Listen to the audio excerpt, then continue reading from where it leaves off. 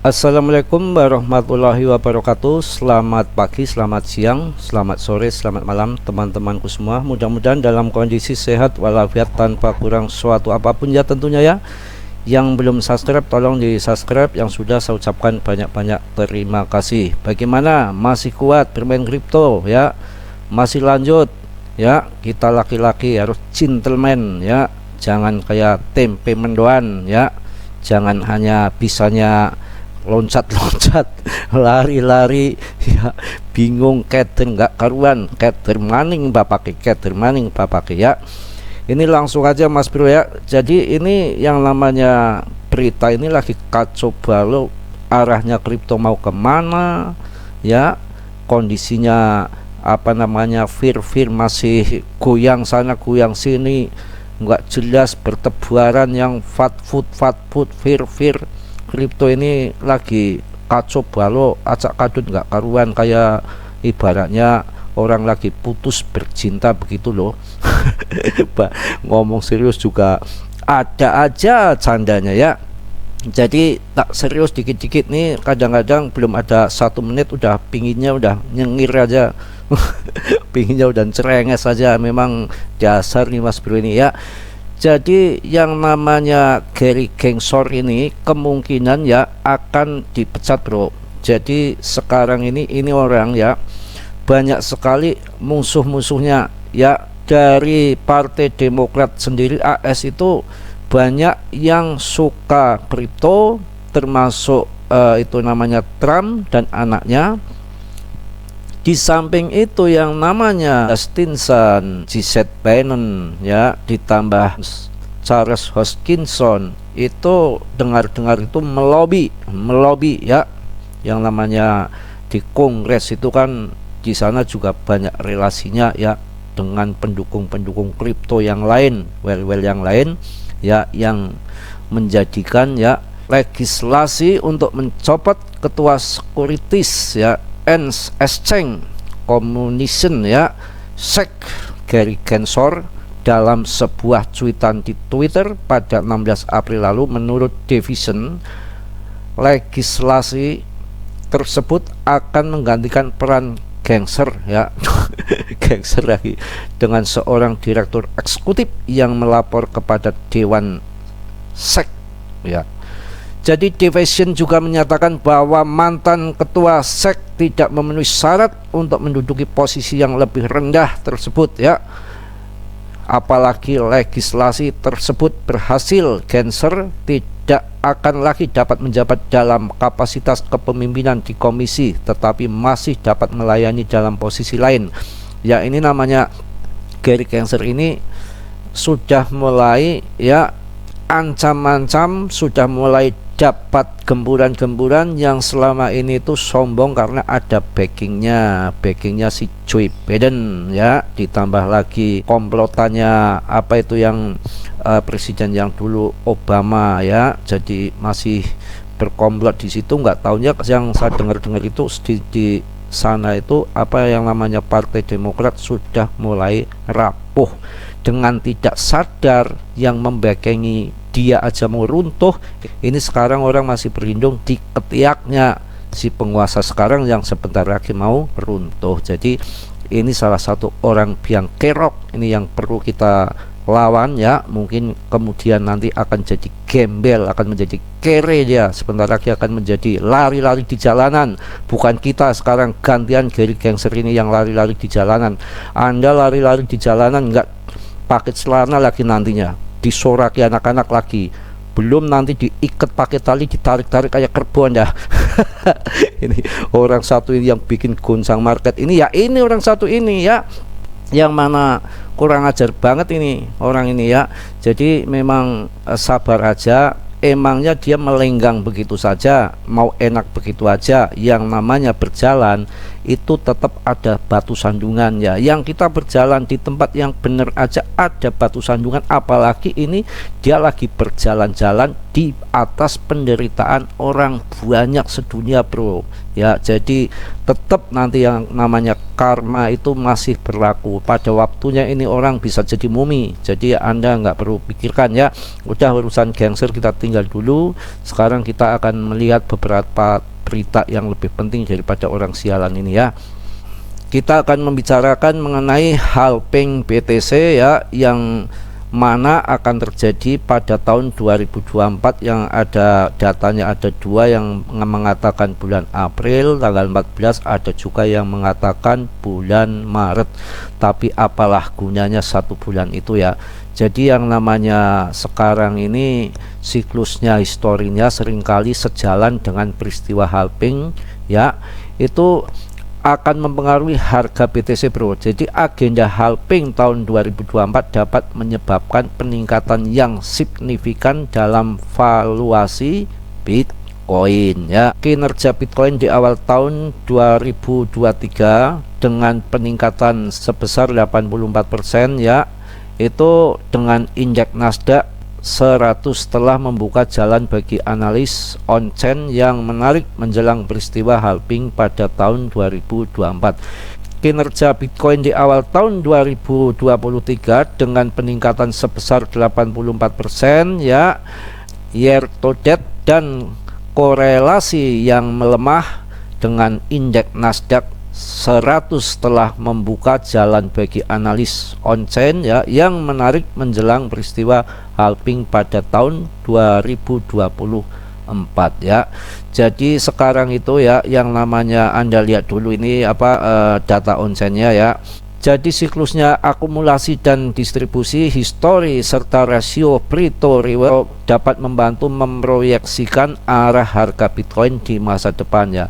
Kalangan investor institusional secara histori cenderung memfavoritkan siklus akumulasi, sedangkan siklus distribusi didorong oleh permintaan retail. Siklus-siklus ini seringkali sejalan dengan peristiwa halving Bitcoin, dengan siklus akumulasi biasanya muncul mendahului halving. Jadi rasio fee to reward dapat menjadikan alat proyeksi yang berguna untuk mengetahui pergeseran antara siklus-siklus ini dengan rasio cenderung melonjak sebelum setiap siklus distribusi muncul ya. Jadi kesimpulannya seperti ini. Sekarang itu ya sudah mulai yang terjadi akumulasi melonjak. Akumulasi itu sudah mulai melonjak dan memang terjadi menjelang halving BTC setahun sebelumnya seperti saat ini ya, bertepatan dengan fatput mana-mana yang sekarang menghancurkan BTC itu dengan sesuai yang dengan data on-chain ini. Sebetulnya akumulasi daripada BTC itu sudah mulai melonjak 84% bro, mulai tahun 2023 ini di Januari. Jadi udah kelihatan banget ya, semua itu memang skenario mereka ya sudah mulai akumulasi dari tahun sekarang mulai Januari. Jadi Anda harus pikir dulu ya, pikir saja bagaimana ini juga Mas Bro agak ketermaning bapake. Kalau melihat berita di mana-mana, saya masuk ke website itu memang yang fat ya, fear itu banyak sekali yang menyatakan nanti bank-bank besar, perusahaan-perusahaan besar, efek domino daripada Fed ini masih akan berlanjut, tinggal nunggu doornya saja seperti itu. Jadi kan kitanya kadang-kadang jadi kacau balau kalau melihat fear seperti itu bertebaran di mana-mana. Tapi yang sudah-sudah itu memang kondisi saat yang sudah-sudah itu memang di saat mau halving BTC itu fear memang di mana-mana ya, fatput di mana-mana.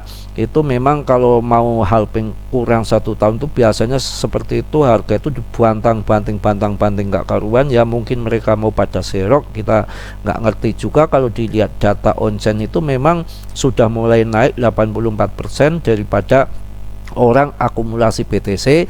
Tapi bukan berarti harga itu langsung ngaceng kayak pohon bambu, itu enggak. Memang bertahap untuk kenaikannya, itu bukan langsung naik, itu enggak ya, itu nanti akan bertahap ya. Jadi memang rasio free to reward itu menjadi alat proyeksi yang berguna untuk mengetahui pergeseran antara siklus-siklus ini, karena rasio cenderung melonjak sebelum setiap siklus distribusi muncul seperti itu ya. Sementara itu, karena rasio free to reward mulai melonjak lagi, hal ini mungkin menunjukkan bahwa pasar telah kembali memasuki siklus akumulasi. Hal ini mengingatkan kita pada siklus akumulasi pada tahun 2019 dan tahun 2020, di mana rasio tersebut meningkat sebelum terjadi rally harga yang signifikan ya. Anda harus tahu ya. Jadi sebelum rally itu sekarang itu sudah mulai masuk akumulasi dan nanti meledaknya di tahun 2024. Itu menurut berita, dan memang tidak menurut berita aja, memang selama itu historinya akan terjadi seperti itu. Tapi kalau melihat lagi berita-berita fatput ini, Mas Bro juga pusing juga ya, beritanya kayak mau kiamat aja kripto. Tapi kalau melihat dari data on-chain ini sudah mulai akumulasi sangat sampai 84%. Coba bayangkan ya, bayangkan ke atas langit, Anda tengok sendiri sekarang ini mendung ya, itu di situ ya. Jadi kita harus paham betul ya, kita bagaimana caranya mensikapi ini semua ya. Kita pikir-pikir sendiri masing-masing ya, mau masuk ataupun mau cut loss, semua ada di tangan Anda. Keputusan Mas Bro hanya memberikan berita yang simpang siur ini. Oke ya, sedikit saya lanjut ya untuk membahas data CPE ya. Sebetulnya kalau kita mau akrab dikit ya pemikiran kita supaya lebih maju lagi ya, lebih kayak orang-orang gedean gitu ya.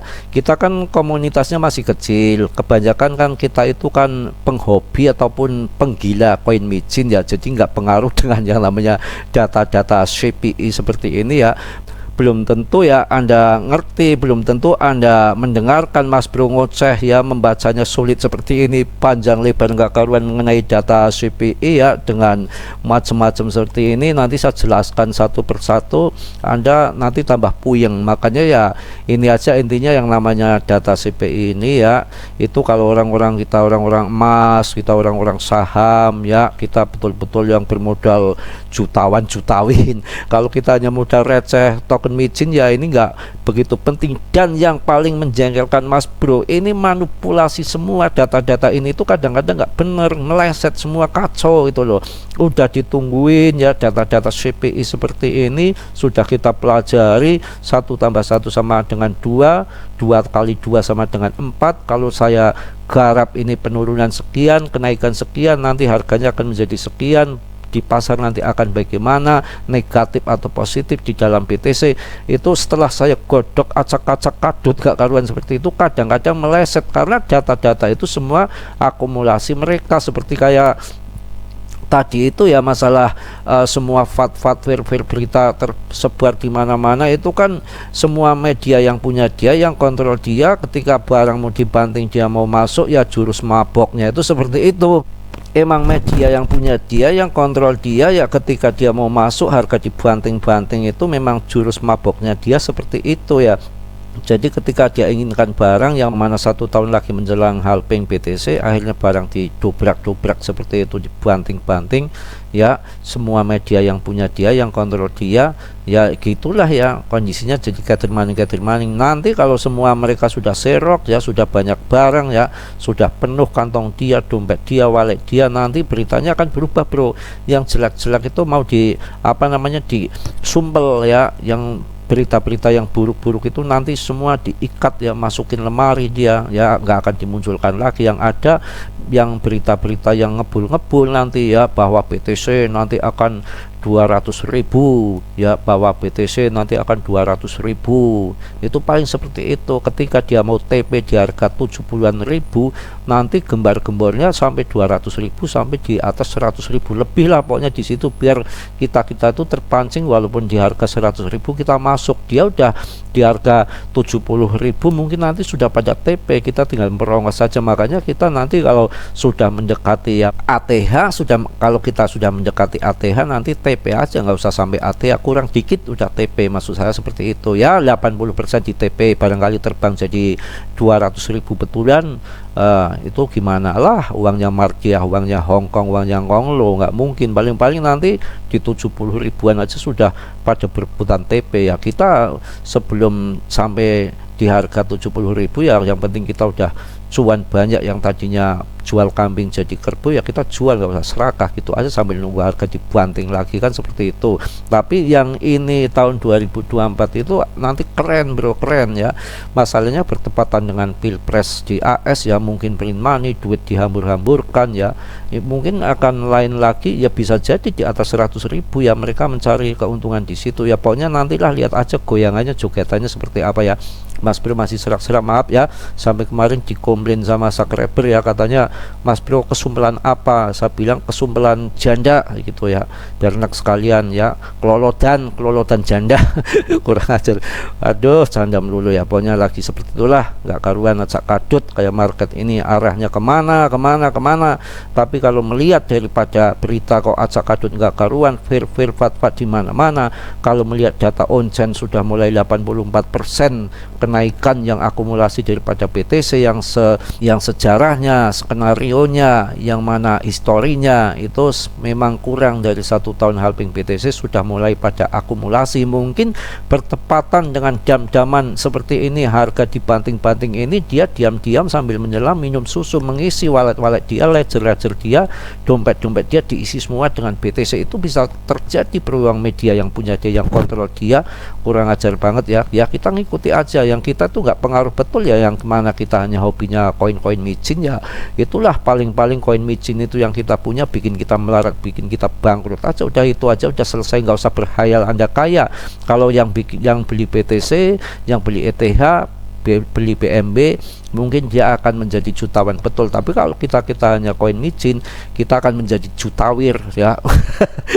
Anda nanti nggak usah menghayal Anda beli mobil, nggak usah menghayal Anda jalan-jalan nanti ya, nggak usah Anda menghayal beli macam-macam. Nanti ketika halving BTC Anda tinggal nonton aja ya di media, itu si A dapat sekian miliar dari BTC, ini si B dapat sekian miliar dari Cardano. Anda hanya gigit jari aja ya, sampai mungkin karena neknya sampai apa namanya jarinya itu sampai ngambil gigi satu sampai giginya sempal ya, bisa jadi karena pusingnya digigit jarinya, mungkin digigit Anda karena gigit jari ya, mungkin seperti itu nanti. Makanya hindari token-token micin kan begitu ya. Pokoknya hari ini banyak ngobrol ngalor ngidul nggak karuan aja. Dulu memang kondisinya market lagi juga seperti ini, kita mau ngapain lagi. Oke ya, saya rasa cukup ya, gampang nanti disambung lagi kalau nanti siang semangat bikin lagi, kalau enggak ya sudah cukup ya. Jadi itu aja, mungkin banyak salah, banyak dosa, yang namanya Mas Bro nggak sempurna ya. Yang sempurna hanya milik Allah Subhanahu wa Ta'ala ya. Yang baiknya Anda ambil ya, yang buruknya Anda buang ya. Mudah-mudahan teman-temanku semua dalam kondisi sehat walafiat tanpa kurang suatu apapun ya. Yang belum subscribe tolong di subscribe ya. Yang sudah saya ucapkan banyak-banyak terima kasih. Salam Mas Bro dari Tegal. Wassalamualaikum warahmatullahi wabarakatuh.